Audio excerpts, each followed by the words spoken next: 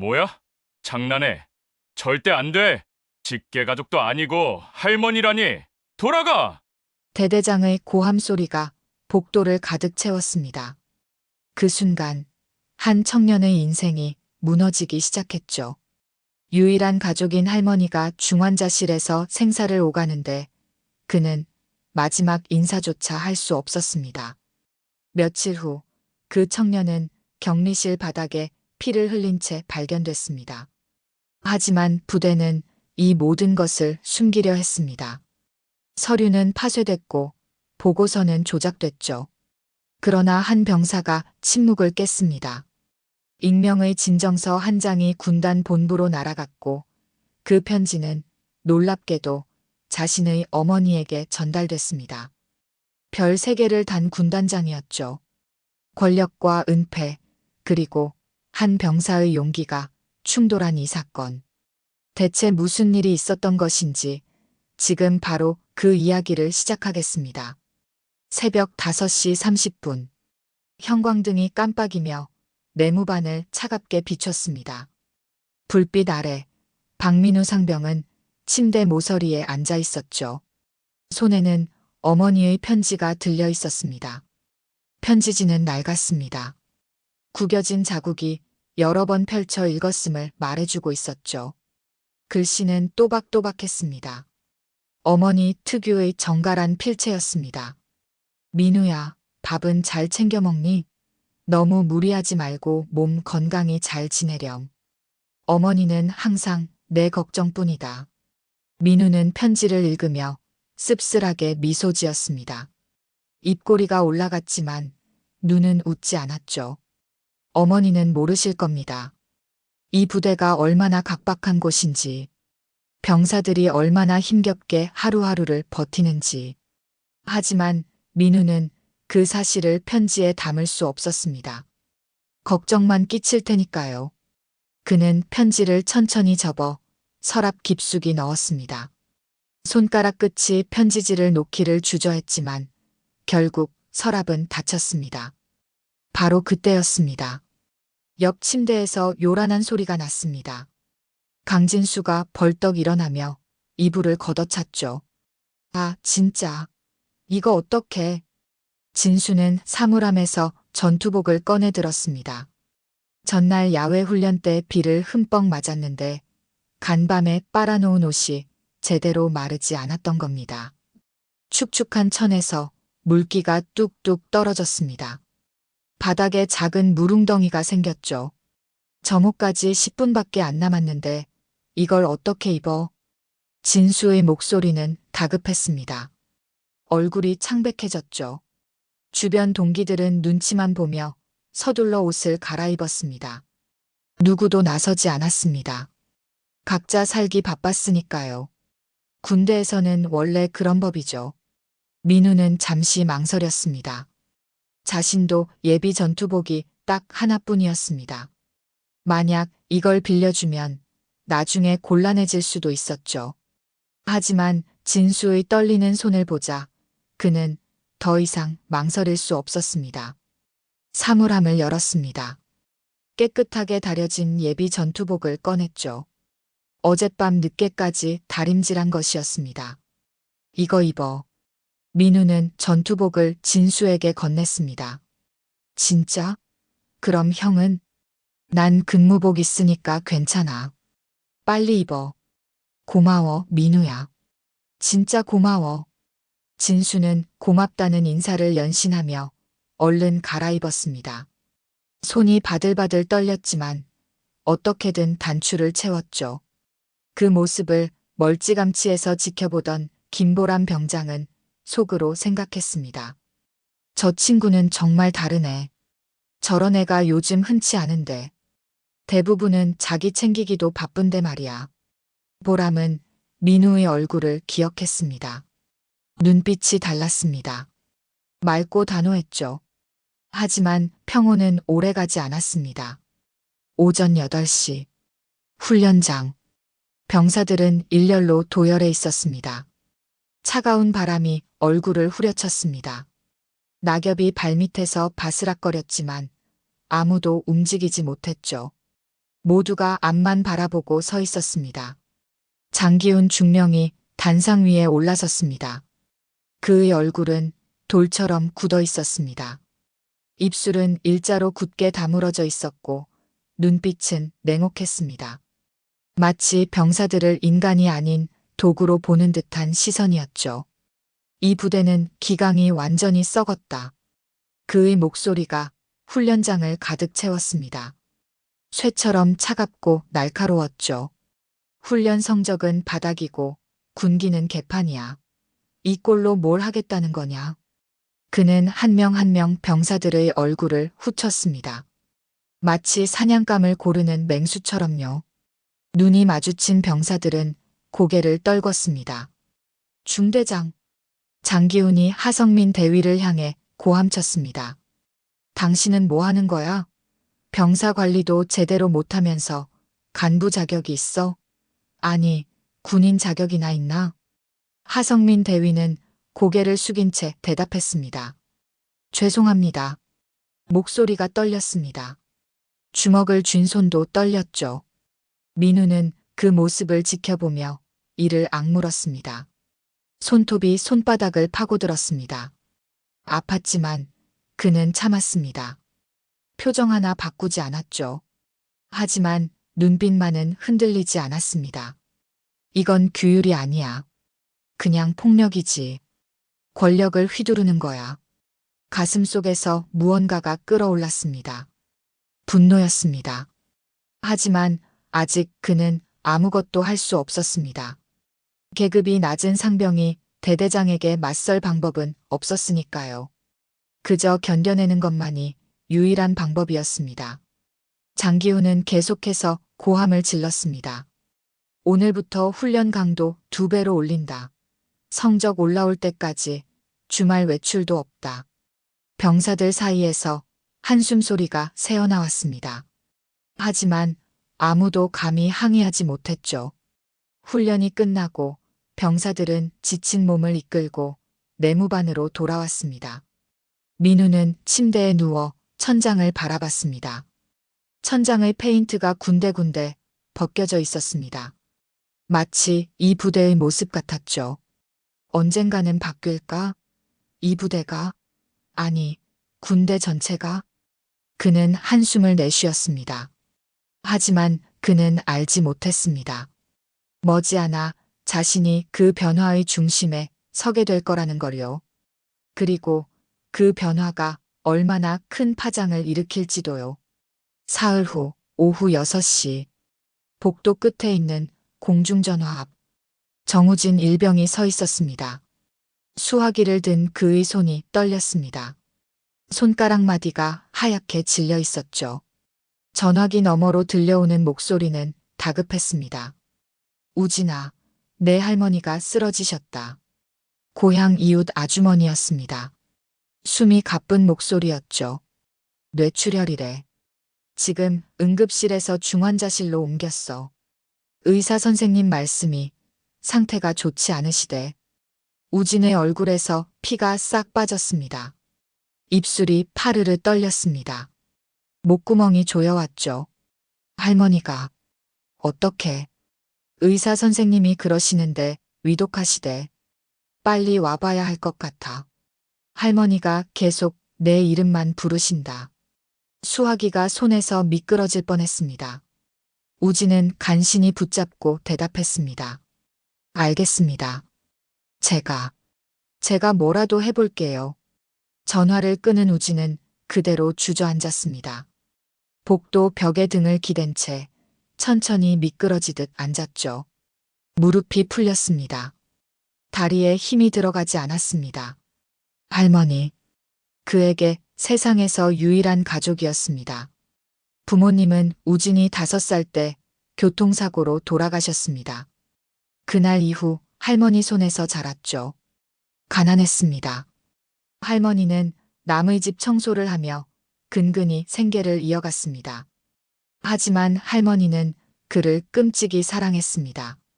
우진아, 밥 먹었니? 우리 우진이가 제일 소중해. 할머니는 우진이만 있으면 돼. 그 따뜻한 목소리가 귓가에 맴돌았습니다. 우진은 눈을 감았습니다. 눈물이 흘러내렸지만 그는 소리내어 울지 않았습니다. 군대에서는 울 수도 없었으니까요. 저녁 식사 시간. 우진은 식판을 들고 배식대 앞에 섰습니다. 하지만 그의 눈은 초점을 잃고 있었습니다. 멍하니 허공을 바라보고 있었죠. 다음. 배식병이 소리쳤지만 우진은 반응하지 못했습니다. 야, 정우진. 딴 생각하지 말고 빨리 받아. 뒤에 사람 많아. 깜짝 놀란 우진은 식판을 황급히 내밀었습니다. 그 순간이었습니다. 손이 미끄러지며 국물이 쏟아졌습니다. 뜨거운 국이 바닥에 튀었고 김이 모락모락 피어올랐죠. 미안해. 국물이 옆에 서 있던 병사의 전투화에 튀었습니다. 야, 조심 좀 하지. 아, 진짜. 내 전투화에 다 튀었잖아. 이거 닦으려면 또 얼마나 걸리는데. 주변 병사들이 투덜거렸습니다. 짜증 섞인 목소리들이었죠. 우진은 고개를 푹 숙였습니다. 죄송합니다. 정말 죄송합니다. 목소리가 떨렸습니다. 가슴이 답답했습니다. 숨을 쉬기가 힘들었죠. 민우가 다가왔습니다. 그는 아무 말 없이 자신의 반찬을 우진의 식판에 덜어줬습니다. 김치와 계란 반찬이었습니다. 귀한 반찬이었죠. 먹어야 힘나. 괜찮아. 실수는 누구나 해. 우진은 고개를 들어 민우를 바라봤습니다. 눈가가 붉어졌습니다. 눈물이 차올랐지만 그는 애써 참았죠. 고마워, 민우 형. 정말 고마워. 목이 메었습니다. 더 이상 말을 잇지 못했습니다. 식사 후 우진은 중대장실을 찾아갔습니다. 복도를 걸으며 그는 계속 심호흡을 했습니다. 가슴이 두근거렸습니다. 손바닥에 땀이 났죠. 중대장실 문 앞. 우진은 잠시 멈춰섰습니다. 손을 들어 올렸지만 문을 두드리기까지 몇 초가 걸렸습니다. 똑똑똑. 들어와. 우진은 문을 열고 들어갔습니다. 경례를 바르게 했습니다. 중대장님, 3중대 정우진 일병입니다. 하성민 대위는 서류를 보다가 고개를 들었습니다. 우진의 얼굴을 보자 표정이 굳어졌죠. 무슨 일이니? 얼굴이 왜 그래? 중대장님, 청원 휴가를 신청하고 싶습니다. 하성민은 펜을 내려놓았습니다. 진지한 표정으로 물었습니다. 무슨 일인지 말해봐. 할머니가 뇌출혈로 쓰러지셨습니다. 지금 중환자실에 계신다고 합니다. 상태가 위독하다고. 우진의 목소리는 떨렸습니다. 하지만 그는 최대한 침착하게 말하려고 애썼습니다. 하성민 대위의 얼굴에 연민이 스쳤습니다. 그도 아버지가 계십니다. 가족이 얼마나 소중한지 잘 알고 있었죠. 알겠다. 내가 대대장님께 잘 말씀드려 볼게. 서류 준비해서 내일 아침에 가져와. 최대한 빨리 처리해 줄게. 감사합니다. 우진은 깊이 고개를 숙이고 나왔습니다. 복도를 걸으며 그는 처음으로 희망을 느꼈습니다. 할머니, 조금만 기다리세요. 제가 곧 갈게요. 하지만 희망은 오래가지 않았습니다. 다음 날 오전, 하성민 대위는 대대장실 앞에 섰습니다. 문 너머로 장기훈 중령의 목소리가 들렸습니다. 전화 통화를 하고 있었죠. 알겠습니다. 이번 평가 때 반드시 성적 올리겠습니다. 전화를 끊는 소리가 들렸습니다. 하성민은 문을 두드렸습니다. 들어와. 대대장실. 책상 위에는 서류가 산더미처럼 쌓여 있었습니다. 벽에는 역대 대대장들의 사진이 걸려 있었죠. 하성민은 경례를 하고 조심스럽게 말했습니다. 대대장님, 3중대 정우진 일병의 청원휴가 건으로 보고드립니다. 장기훈은 서류를 받아들지도 않고 물었습니다. 이유가 뭔데? 할머니께서 뇌출혈로 위독하신 상황입니다. 유일한 가족이시고 장기호는 코웃음을 쳤습니다. 할머니 핑계? 훈련 성적 꼴찌인 놈이 무슨 소리야? 지금 평가 기간인 거 모르냐? 하지만 대대장님, 정말 위급한 상황입니다. 혹시 닥쳐. 장기훈이 책상을 내리쳤습니다. 탁 소리가 크게 울렸죠. 군대가 뭐야 휴양소야. 할머니 아프면 의사가 가야지. 군인이 왜 가? 지금 우리 부대 평가 기간인 거 몰라? 하성민은 입술을 깨물었습니다. 하지만은 무슨, 불어야 불어. 그리고 서류 이거. 장기훈은 우진의 청원휴가 신청서를 집어들었습니다. 그리고 눈앞에서 천천히 찢기 시작했습니다. 찍. 종이가 찢어지는 소리가 사무실을 가득 채웠습니다. 한 번, 두 번, 세 번. 서류는 갈기갈기 찢어졌습니다. 조각들이 바닥에 흩날렸죠. 불어. 그리고 중대장, 당신도 정신 차려. 병사 하나 관리 못하면서 무슨 간부야?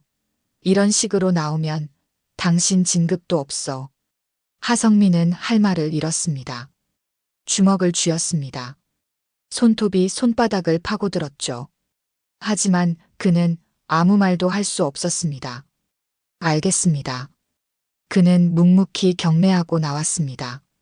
복도를 걸으며 하성민은 벽을 주먹으로 쳤습니다. 탁! 아팠습니다. 하지만 마음이 더 아팠죠. 미안하다, 우진아. 내가 무력해서. 우진에게 결과를 전하는 순간. 중대장실. 안 됐다. 대대장님이 불어하셨어. 그 말을 듣는 우진의 얼굴에서 모든 빛이 사라졌습니다. 눈빛이 죽었습니다. 마치 영혼이 빠져나간 것처럼요. 밤 11시. 내무반은 고요했습니다. 형광등은 꺼졌고 비상등만이 희미하게 빛나고 있었습니다. 어둠 속에서 병사들의 고른 숨소리만 들렸죠. 하지만 정우진은 잠들지 못했습니다. 그는 침대에 누운 채 천장을 바라봤습니다.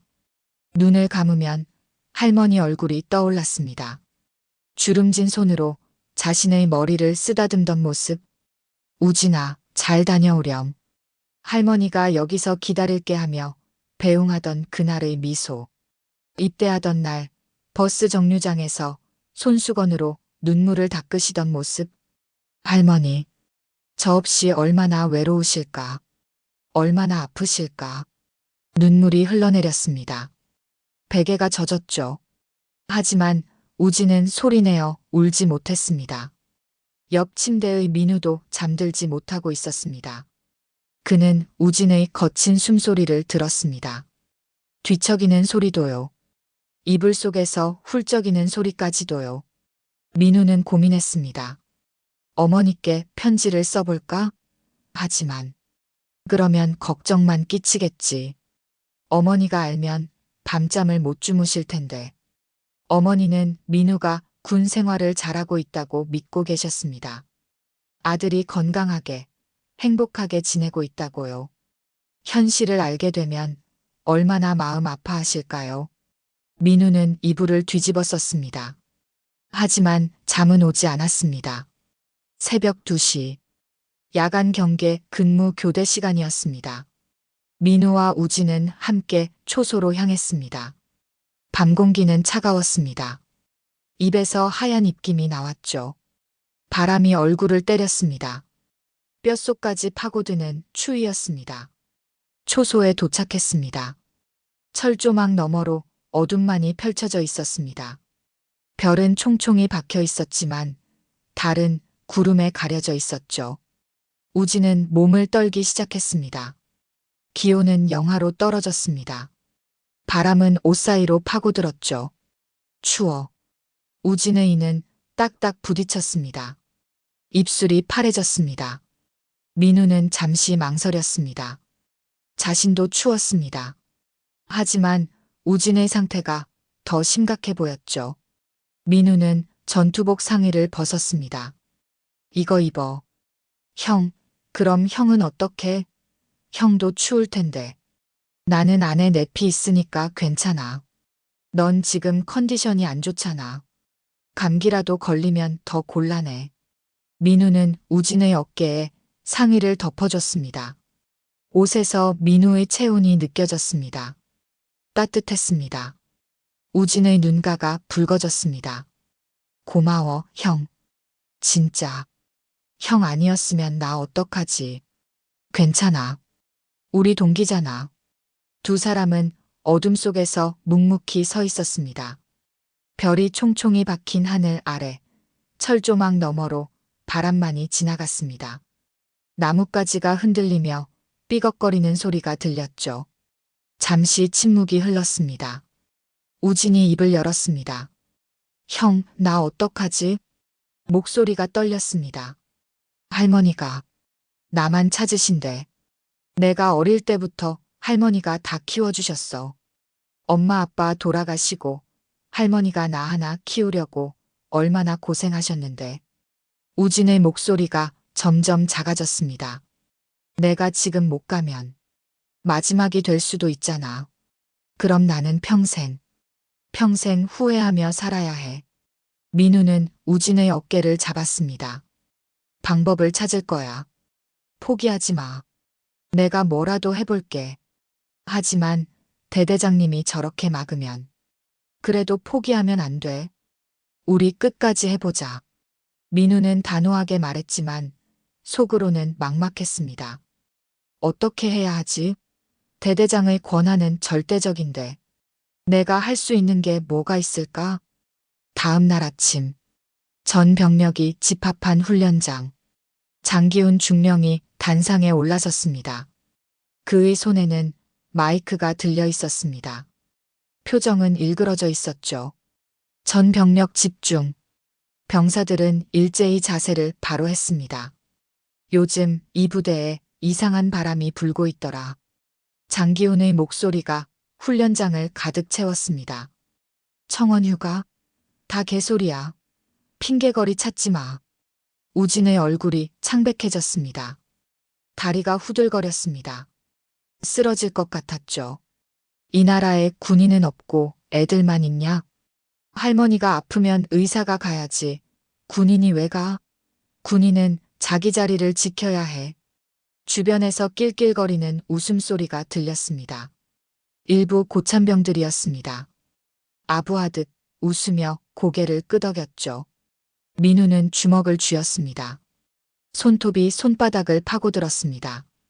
피가 날 것 같았지만 그는 꿈쩍하지 않았습니다. 이건 규율이 아니야. 부조리야.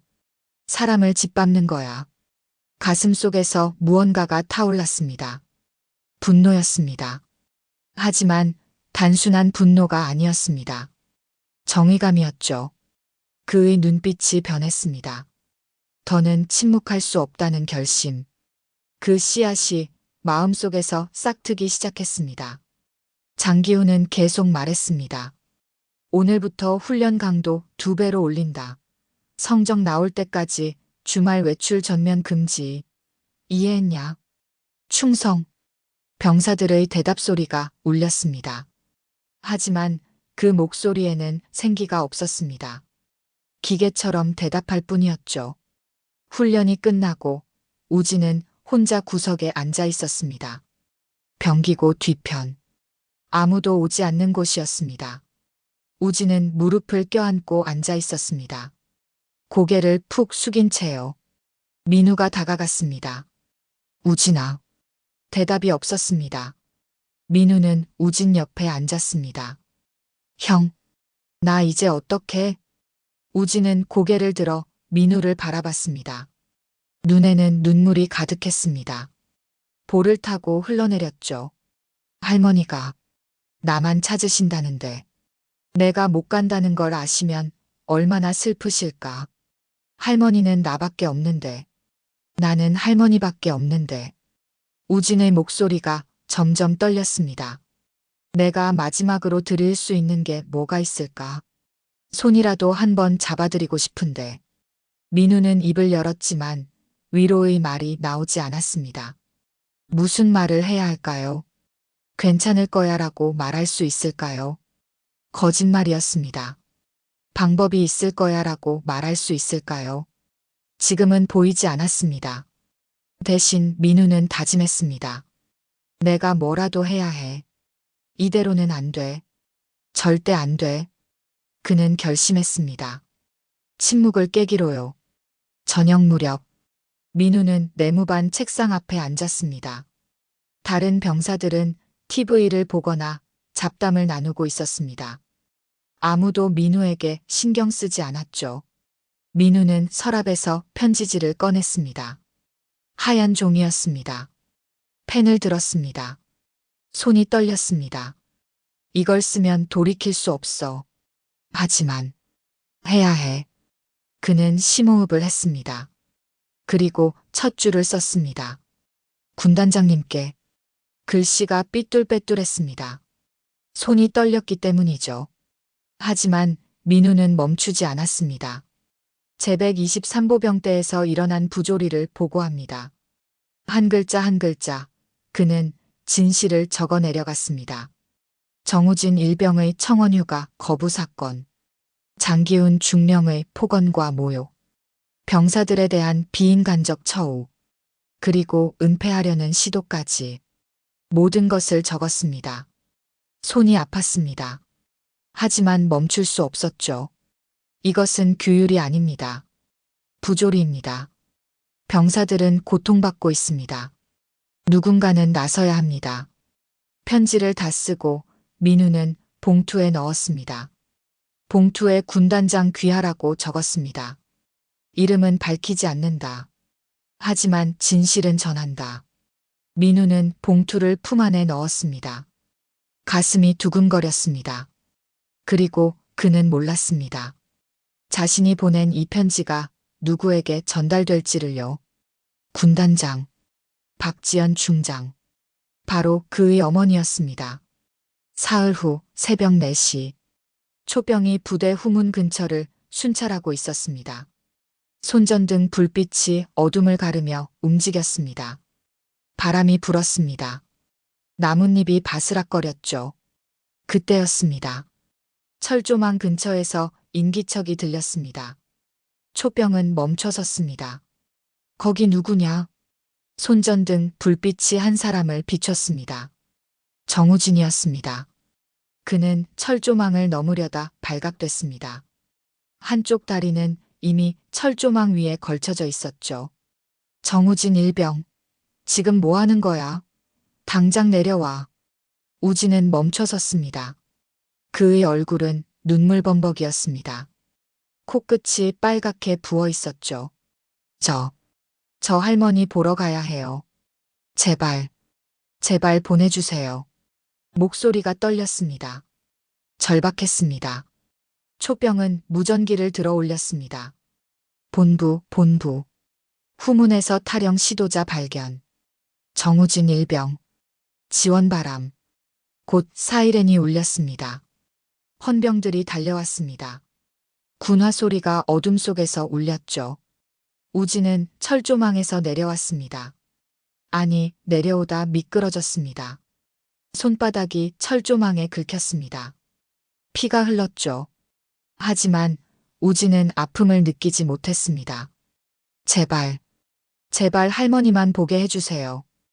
헌병들이 우진의 팔을 붙잡았습니다. 저항하지 마. 같이 가자. 우진은 끌려갔습니다. 발이 땅에 질질 끌렸습니다.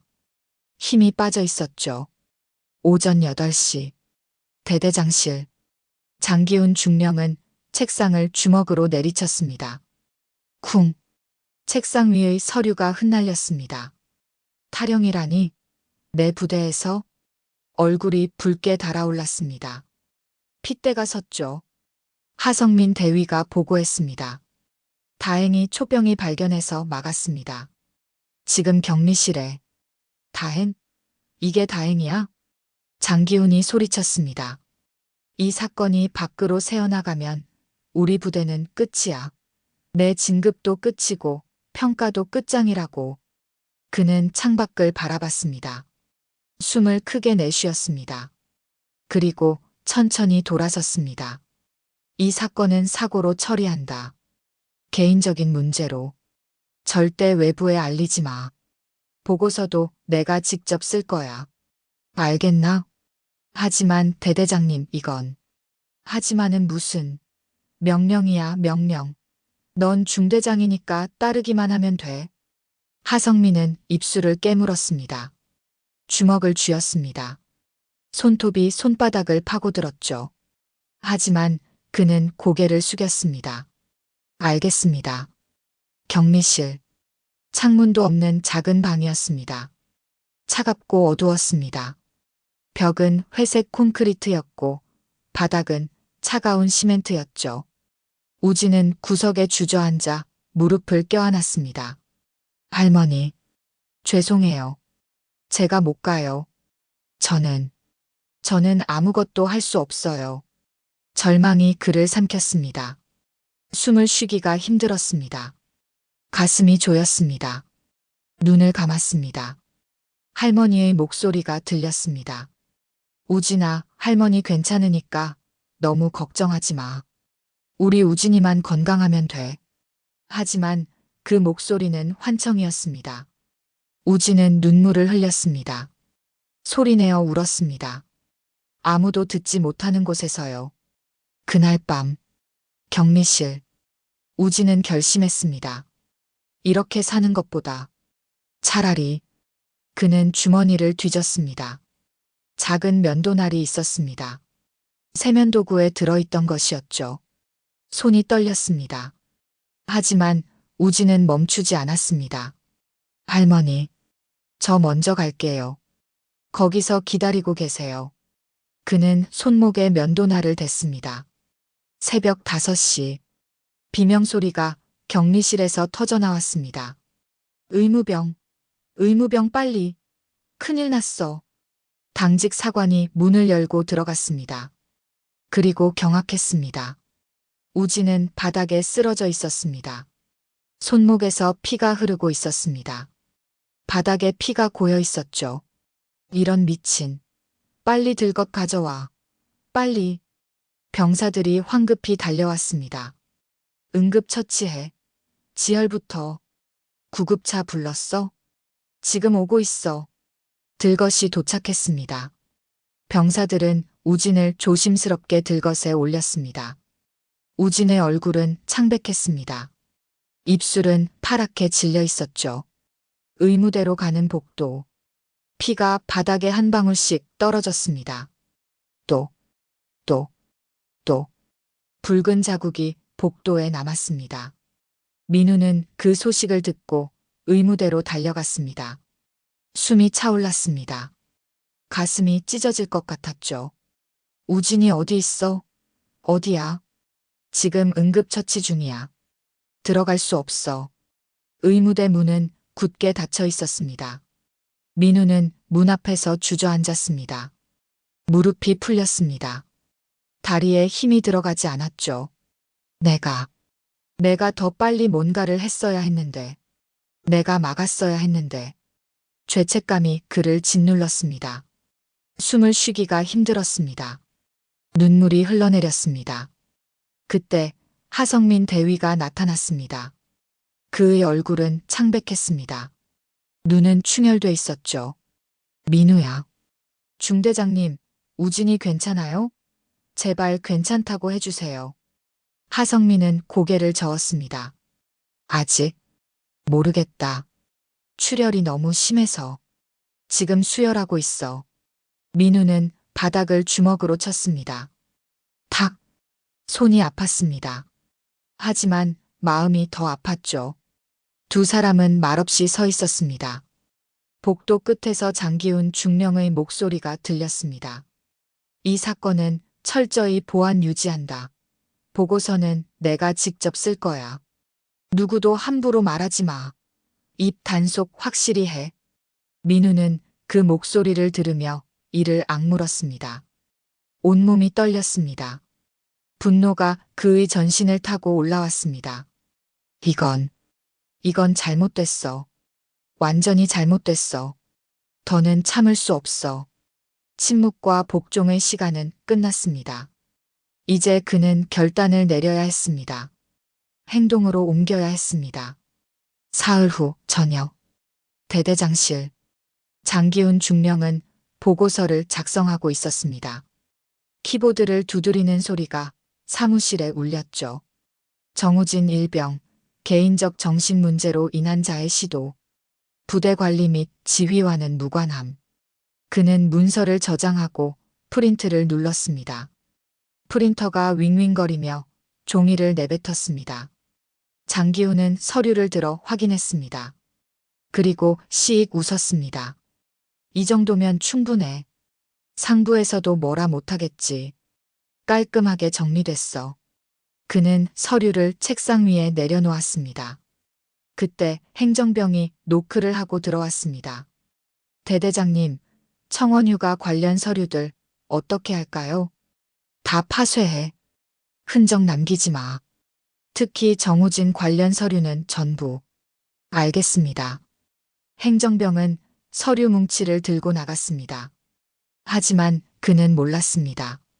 복도 모퉁이에서 김보람 병장이 그 모습을 지켜보고 있다는 것을요. 보람은 벽 뒤에 몸을 숨기고 있었습니다. 뭔가 이상해. 왜 서류를 다 없애려고 하지? 문제없으면 남겨둬도 되는데. 그는 조심스럽게 행정병을 따라갔습니다. 발소리를 죽이며요. 파쇄기실. 행정병은 서류를 파쇄기에 넣기 시작했습니다. 지지직. 종이가 갈기갈기 찢어지는 소리가 들렸습니다. 보람은 문틈으로 안을 들여다봤습니다. 행정병이 한 장씩 서류를 파쇄기에 넣고 있었습니다. 저 서류들. 증거가 될 수도 있어. 보람은 기다렸습니다. 행정병이 잠깐 자리를 비운 틈을 노렸습니다. 행정병이 화장실에 간다며 밖으로 나갔습니다. 지금이었습니다. 보람은 재빨리 파쇄기실로 들어갔습니다. 심장이 두근거렸습니다. 손에 땀이 났죠. 아직 파쇄되지 않은 서류가 몇 장 남아 있었습니다. 보람은 그것들을 재빨리 챙겼습니다. 정우진의 청원휴가 신청서, 장기훈 중령의 거부 결재 도장이 찍힌 문서, 그리고 우진의 가족 상황을 적은 인사기록. 이게 나중에 필요할지도 몰라. 보람은 서류를 전투복 안주머니에 깊숙이 숨겼습니다. 그리고 조용히 파쇄기실을 빠져나왔습니다. 복도를 돌아 나올 때 행정병과 마주쳤습니다. 보람이 형, 여기서 뭐 해요? 나 그냥 지나가다가. 너 파쇄 작업 중이야? 네, 거의 다 끝났어요. 수고해. 보람은 태연하게 웃으며 자리를 떠났습니다. 하지만 가슴은 두근거리고 있었죠. 같은 시각 내무반. 민우는 침대에 누워 천장을 바라보고 있었습니다. 우진은 아직 의무대에 입원 중이었습니다. 상태는 안정됐습니다. 수혈을 받고 의식도 돌아왔죠. 하지만 정신적 충격이 컸습니다. 민우는 생각했습니다. 이대로는 안 돼. 누군가는 나서야 해. 더 이상 기다릴 수 없어. 그는 일어나 책상 앞에 앉았습니다. 서랍을 열었습니다. 며칠 전 쓴 편지가 아직 그곳에 있었습니다. 봉투에 넣어져 있었지만 아직 붙이지 않았죠. 민우는 편지를 꺼냈습니다. 다시 한번 읽어봤습니다. 이걸 보내면 돌이킬 수 없어. 하지만 이게 옳은 일이야. 그는 결심했습니다. 편지를 품 안에 넣었습니다. 그리고 밖으로 나갔습니다. 부대 우체통. 민우는 우체통 앞에 섰습니다. 손이 떨렸습니다. 편지를 우체통 입구에 갖다 댔습니다. 잠시 망설였습니다. 이 편지가 정말 군단장까지 갈까? 중간에 묻히는 건 아닐까? 하지만 그는 더 이상 망설이지 않았습니다. 편지를 넣었습니다. 탁! 편지가 우체통 안으로 떨어지는 소리가 들렸습니다. 이제 돌이킬 수 없었습니다. 민우는 우체통을 바라봤습니다. 이제 시작이야. 진실이 밝혀지길. 편지는 군단 본부로 향했습니다. 이틀 후 군단장실. 박지연 중장은 책상에 앉아 보고서를 검토하고 있었습니다. 어깨의 별 3개가 빛났습니다. 참모가 노크를 하고 들어왔습니다. 군단장님, 익명 진정서가 접수됐습니다. 지연은 고개를 들었습니다. 익명 진정서? 네. 123보병대 관련입니다. 지연의 눈빛이 날카로워졌습니다. 가져와봐. 참모는 봉투를 건넸습니다. 지연은 봉투를 뜯었습니다. 편지를 펼쳤습니다. 읽기 시작했습니다. 그녀의 얼굴이 점점 굳어졌습니다. 123보병대, 정우진 일병, 청원휴가 거부, 자해 시도. 지연은 편지를 천천히 내려놓았습니다. 주먹을 쥐었습니다. 123보병대. 그곳에는 그녀의 아들이 있었습니다. 박민우 상병. 하지만 지연은 표정을 바꾸지 않았습니다. 감찰팀 즉시 파견. 아무에게도 미리 알리지 마. 기습 감찰이야. 알겠습니다. 참모는 경례하고 나갔습니다. 지연은 창밖을 바라봤습니다. 밤하늘에 별이 총총했습니다. 123보병대. 민우가 거기 있지. 그녀는 알고 있었습니다. 아들이 그 부대에 있다는 것을요. 하지만 그녀는 결코 특혜를 주지 않았습니다. 오히려 더 철저히 조사할 생각이었습니다. 진실은 반드시 밝혀져야 해. 설령 내 아들이 연루됐다 해도 군인으로서, 군단장으로서 할 일을 해야 해. 지연은 전화기를 들어 올렸습니다. 감찰실장, 즉시 내 집무실로 오게. 목소리는 차가웠지만 단호했습니다. 불과 10분 후 감찰실장이 들어왔습니다. 군단장님, 부르셨습니까? 지연은 편지를 건넸습니다. 이걸 읽어보게. 그리고 내일 새벽 123보병대 기습 감찰을 실시하네. 사전에 절대 알려서는 안 돼. 감찰실장은 편지를 읽으며 얼굴이 굳어졌습니다. 이 정도면 중대한 사안입니다. 지휘관 직권 남용, 은폐 시도까지. 그래서 내가 직접 지시하는 거야. 철저히 조사하게. 누구든 예외 없이. 알겠습니다.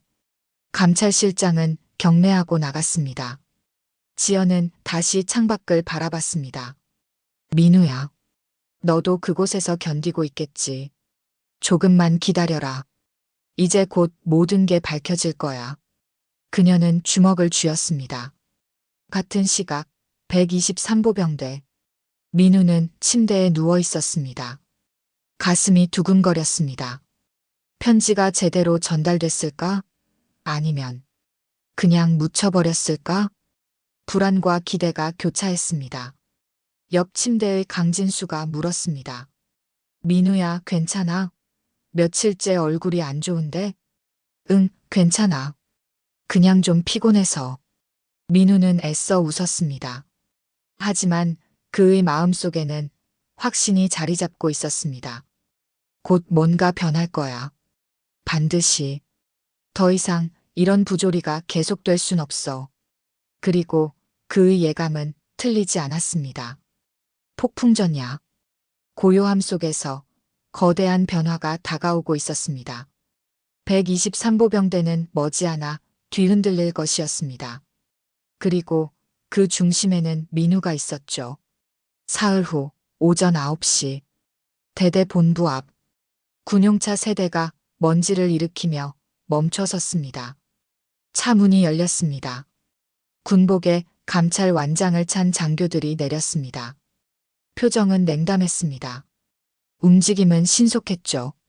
병사들은 긴장한 표정으로 그 모습을 지켜봤습니다.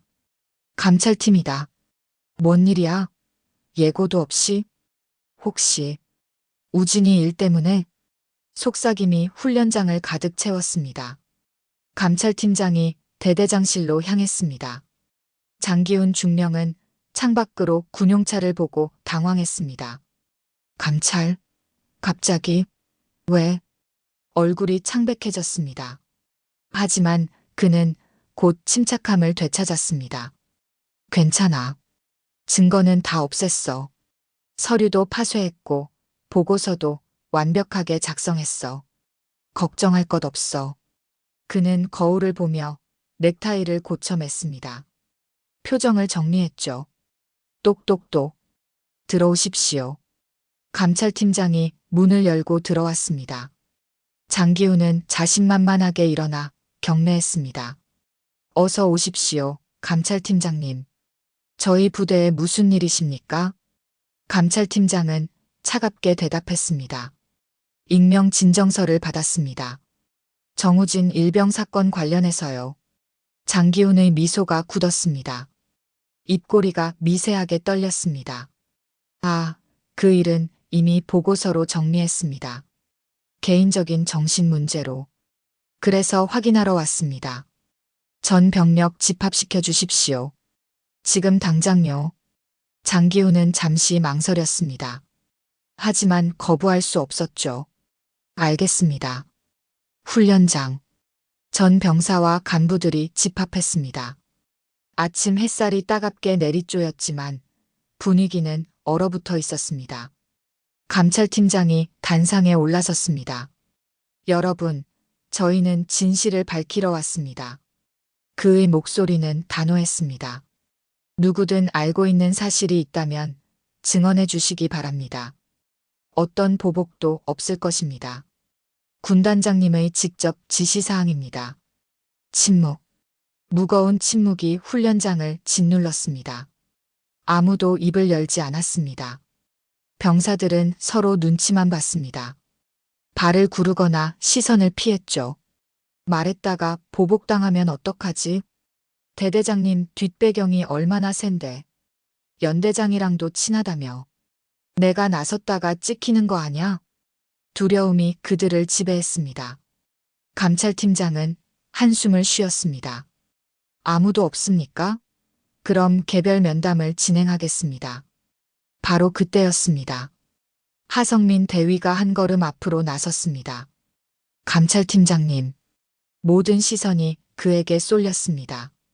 병사들이 숨을 죽였습니다. 장기훈의 얼굴이 일그러졌습니다. 중대장, 지금 뭐 하는 거야? 목소리가 떨렸습니다. 분노와 공포가 섞여 있었죠. 감찰팀원들이 재빨리 장기훈을 제지했습니다. 대대장님, 증언을 방해하지 마십시오. 이것은 감찰 규정 위반입니다. 하성민은 눈을 감았습니다. 심호흡을 했습니다. 그리고 천천히 입을 열었습니다. 제가 증언하겠습니다. 목소리가 떨렸지만 분명했습니다. 정우진 일병은 할머니의 위독 소식을 듣고 청원 휴가를 신청했습니다. 저는 대대장님께 보고드렸습니다. 감찰팀장이 기록을 시작했습니다. 계속하십시오. 하지만 대대장님께서는 서류도 보지 않고 거부하셨습니다. 할머니 핑계라며 신청서를 찢어버리셨습니다. 회의실이 술렁였습니다. 병사들 사이에서 웅성거림이 일었죠. 그뿐만이 아닙니다. 하성민의 목소리가 점점 커졌습니다.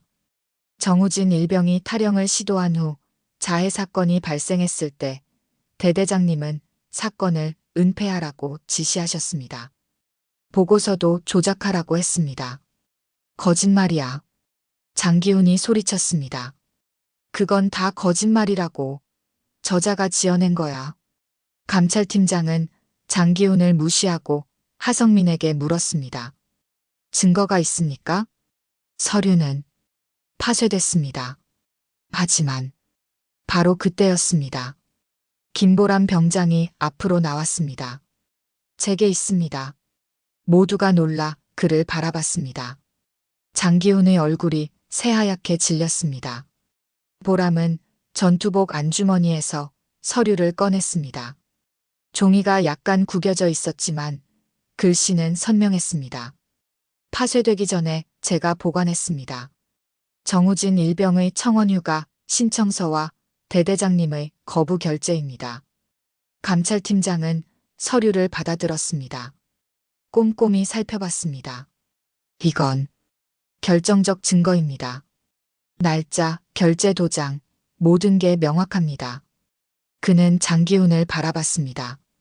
대대장님, 이 서류에 대해 설명해 주시겠습니까? 장기훈은 뒤로 비틀거렸습니다. 아, 아니야. 그건 위조야. 저놈이 조작한 거라고. 위조 여부는 조사하면 알 수 있습니다. 인감 대조를 하면 되니까요. 감찰팀장은 차갑게 말했습니다. 장기훈은 말문이 막혔습니다. 얼굴에서 핏기가 싹 빠졌습니다. 그때 또 다른 목소리가 들렸습니다. 감찰팀장님, 민우였습니다. 그가 일어섰습니다. 말씀하십시오. 민우는 심호흡을 했습니다. 가슴이 두근거렸습니다. 손이 떨렸죠. 하지만 그는 분명하게 말했습니다. 익명 진정서. 제가 썼습니다. 회의실이 충격에 휩싸였습니다. 뭐, 박민우가? 저 상병이 진정서를 썼다고? 술렁임이 커졌습니다. 민우는 떨리는 목소리로 계속했습니다. 저는 더 이상 침묵할 수 없었습니다. 제 동기가, 제 친구가 죽어가는데 그냥 보고만 있을 수 없었습니다. 그의 눈가가 붉어졌습니다. 이건 규율이 아닙니다. 부조리입니다. 누군가는 나서야 한다고 생각했습니다. 감찰팀장은 고개를 끄덕였습니다. 용기 있는 행동입니다. 박민우 상병. 장기훈은 비웃었습니다. 아, 박민우 상병. 고작 상병 주제에 뭘 안다고 나서? 내가 뭔데 감히. 제가 뭐냐고요? 민우는 장기훈을 똑바로 바라봤습니다. 눈빛이 흔들리지 않았습니다. 저는 잠시 침묵이 흘렀습니다. 훈련장의 모든 사람이 숨을 죽였습니다. 민우는 천천히 입을 열었습니다. 저는 군단장 박지연 중장의 아들입니다. 시간이 멈춘 것 같았습니다. 뭐라고? 군단장의 아들? 그게 무슨 소리야? 회의실이 아수라장이 됐습니다. 장기훈은 비틀거리며 뒤로 물러섰습니다. 그럴 리가. 그럴 리가 없어. 목소리가 떨렸습니다. 민우는 계속 말했습니다. 어머니께서는 제가 특혜 없이 군 생활을 하길 원하셨습니다. 그래서 신분을 숨기고 복무했습니다. 평범한 병사로요. 감찰팀장도 놀란 표정이었습니다. 그럼 이 진정서는 군단장님께 보낸 거였습니다. 하지만 저는 군단장이 제 어머니인 줄 몰랐어요. 민우의 목소리가 떨렸습니다. 저는 그냥 정의가 실현되길 바랐을 뿐입니다. 이 부대가, 이 군대가 바뀌길 원했을 뿐입니다. 장기훈은 주저앉았습니다. 무릎이 꺾였습니다. 이럴 수가. 내가 군단장 아들을. 그의 자신감은 산산이 부서졌습니다. 뒷배경도, 인맥도 모든 게 무용지물이었습니다. 감찰팀장은 기록을 계속했습니다. 더 증언하실 분 있습니까? 침묵이 흘렀습니다. 그러다 한 병사가 손을 들었습니다. 저도 있습니다. 모두가 그를 바라봤습니다. 저는 작년에 아버지가 암수술을 받으실 때 청원 휴가를 신청했습니다. 하지만 대대장님이 거부하셨습니다. 훈련 기간이니까 안 된다고. 또 다른 병사가 일어섰습니다. 저는 훈련 중 발목을 다쳐서 의무대에 가려고 했습니다. 하지만 대대장님이 꾀병 부리지 말라고 하시며 막으셨습니다. 결국 인대가 파열됐습니다. 하나둘씩 병사들이 입을 열기 시작했습니다. 오랫동안 억눌렀던 목소리들이 터져나왔습니다. 저는 구타를 당했습니다. 저는 폭언을 들었습니다. 저는 휴가를 빌미로 협박당했습니다. 증언이 쏟아졌습니다. 감찰팀은 빠르게 기록했습니다. 장기훈은 고개를 떨구었습니다. 손이 떨렸습니다. 얼굴은 땀으로 범벅이었죠. 모든 것이 끝났습니다. 그의 권력은 그의 오만함은, 그의 커리어는 모두 무너졌습니다. 바로 그때였습니다. 회의실 문이 열렸습니다. 또각또각 구두 소리가 복도에 울렸습니다. 박지연 중장이 들어왔습니다. 어깨의 별 3개가 햇빛을 받아 반짝였습니다. 그녀의 얼굴은 단호했고 눈빛은 날카로웠죠. 차렷. 전원이 일제히 일어섰습니다. 지연은 민우 앞에 섰습니다. 박민우 상병. 지금부터 넌 내 아들이 아니다. 넌 이 사건의 피해자이자 증언자다. 지연의 목소리는 차가웠지만 눈빛에는 자랑스러움이 담겨 있었습니다. 그녀는 장기훈을 바라봤습니다. 장기훈 중령. 당신은 군인의 본분을 망각했습니다. 병사를 보호해야 할 지휘관이 오히려 그들을 짓밟았어요. 죄송합니다. 제가 잘못했습니다. 장기훈이 무릎을 꿇었습니다. 죄송하다고 끝날 일이 아닙니다. 지연은 감찰팀장을 바라봤습니다. 모든 증거를 수집하고 관련자들을 철저히 조사하십시오. 연대장과 사단장도 예외 없이요. 알겠습니다. 더 증언하실 분 있습니까? 한 병사가 손을 들었습니다. 저는 어머니 임종도 못 봤습니다. 또 다른 병사가 일어섰습니다. 저는 훈련 중 갈비뼈가 부러졌는데 병원에 가지 못했습니다. 증언이 쏟아졌습니다. 지연은 군사경찰을 불렀습니다. 장기훈 중령을 구속하십시오.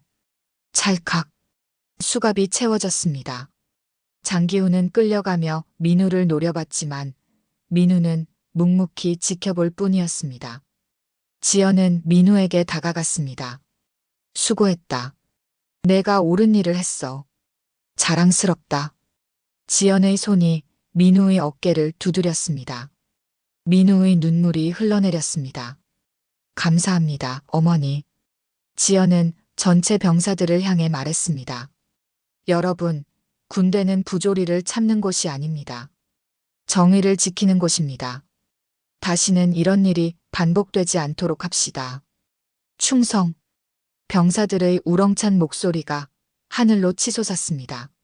한 달 후, 군사법원에서 장기훈은 징역 3년형을 선고받았습니다. 연대장은 파면, 사단장은 강등 처분을 받았죠. 민우는 의무대를 찾았습니다. 정우진은 거의 회복됐습니다. 민우 형, 컨디션 많이 좋아졌어. 할머니도 완전히 회복하셨고. 다행이다. 정말 다행이야. 할머니가 형한테 고맙대. 손자를 살려줬다고. 두 사람은 서로를 바라보며 웃었습니다. 국방부 컨퍼런스룸. 박지연 중장이 강연대에 섰습니다. 군의 적은 바깥에만 있는 게 아닙니다. 내부의 부조리가 진짜 적입니다. 우리는 병사들을 지켜야 합니다. 박수가 터져나왔습니다. 이번 사건을 계기로 국방부는 인권자문단을 신설했습니다. 첫 번째 멤버로 박민우 상병을 임명했습니다.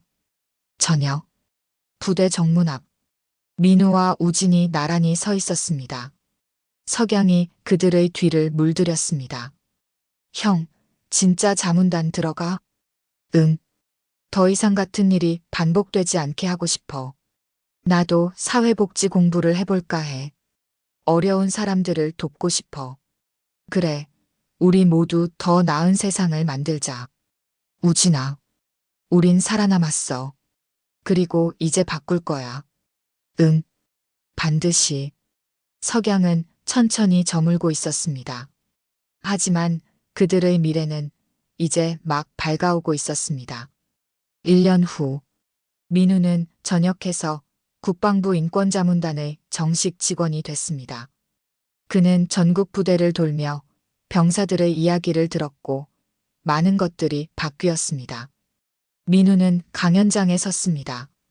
여러분, 침묵하지 마십시오. 부조리를 보면 말하십시오. 저도 두려웠지만 용기를 냈고 세상이 바뀌었습니다. 여러분도 할 수 있습니다. 박수가 터져나왔습니다. 그날 저녁 민우는 우진을 만났습니다.